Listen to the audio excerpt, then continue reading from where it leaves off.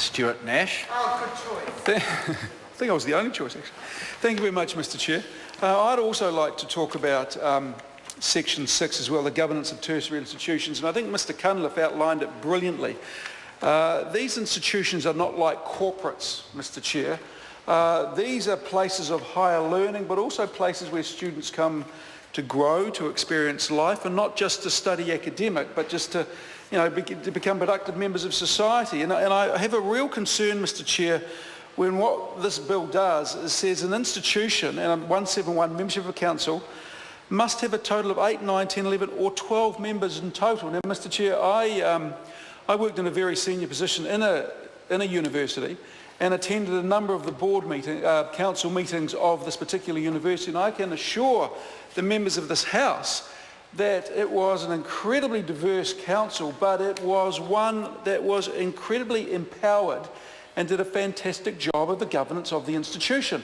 In fact, it is now the fastest growing university and has been for about the last 8 or 9 years. And that is not in spite of the council, Mr Chair, it is because of the council. And when I look at 171B, matters to be considered when appointing members, or actually throughout Clause 6, Mr Chair, there seems to be a number of clauses that tend to contradict each other, or I can't see quite the logic. 171B says, and I wouldn't mind knowing what sort of weight this carries, because it doesn't say must, it doesn't say has to, it said it is desirable, which obviously means Parliament is sending a signal to those who are appointing members onto a university board. So it's not compulsory, but it's sending a very strong signal. But I wouldn't mind knowing how strong the signal is.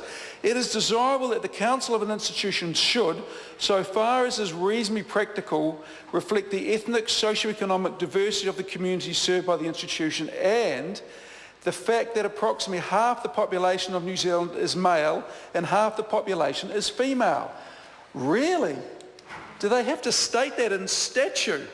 I suppose what I'm saying here, Mr Chair, is of course that is important. Oh, good question. But the thing is, Mr Chair, is most importantly is competency.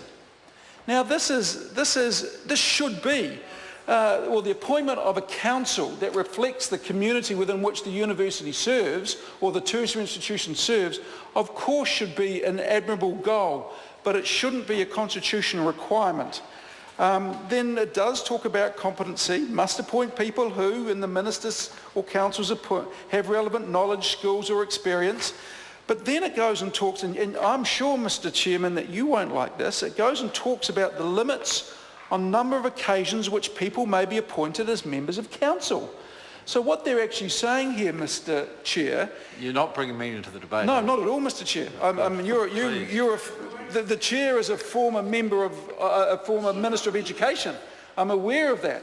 And the thing that concerns me about this is what it's saying is if there are competent members who have been around for a little more than 1 or 2 or 3 times, then that is a very good reason to remove them.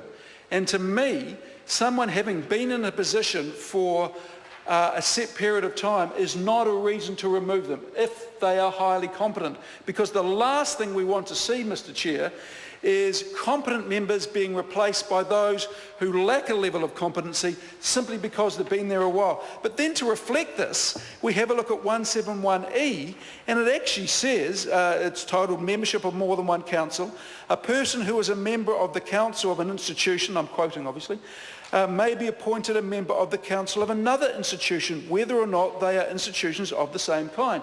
So to me, Mr Chair, what this recognises is there actually aren't that many people in our country who have the skills, who have the time, who have the energy, have the competency and everything needed to sit on a university or a tertiary council. And I know for a fact, Mr Chair, that most people who do sit on these councils do so out of a sense of community service. I think the chair of a university council gets paid something like, I don't know, $23,000, $24,000, $25,000. Compared to the chair of a major corporate, which you may be maybe at $250,000, $200,000, and the budgets controlled by these councils are substantial. In fact, Mr Chair, I could be wrong, but I believe that the University of Auckland is the largest employer in Auckland City, And I also, Mr Chair, Stuart Nash. thank you, Mr Chair. And I also believe, Mr Chair, that AUT University is the second largest employer in Auckland City. So you combine the tertiary education sector together and you have a massively powerful organisation. And yet what we are doing is we are limiting the ability of certain members through 171 D, we are placing, this bill places limits on the sort of people or the time length that they can stay on a council. Mr Chair, that makes no sense to me. Now let me reflect on the AUT board, for example, and I, as mentioned, I was in a senior position at AUT University. A number of people on that board, Mr Chair, and certainly the government appointed ones, also sat on corporate boards. So Mr Chair, these were people who knew about governance. These were people who also got paid a substantial amount of money that reflected their high level of governance competency. But they were sitting on that council, Mr Chair, because they believed in education and they, in a way, Mr Chair, I suppose it was their way of giving something back. And yet what we're doing here, in a way, is seeking to limit the time or the description or, well, actually, anything that limits people from sitting on a tertiary education council, I don't think is a particularly sound move, and it is not a way to move forward. And at this stage, Mr Chair, that's my contribution, but it is something that does concern me greatly. Thank you very much.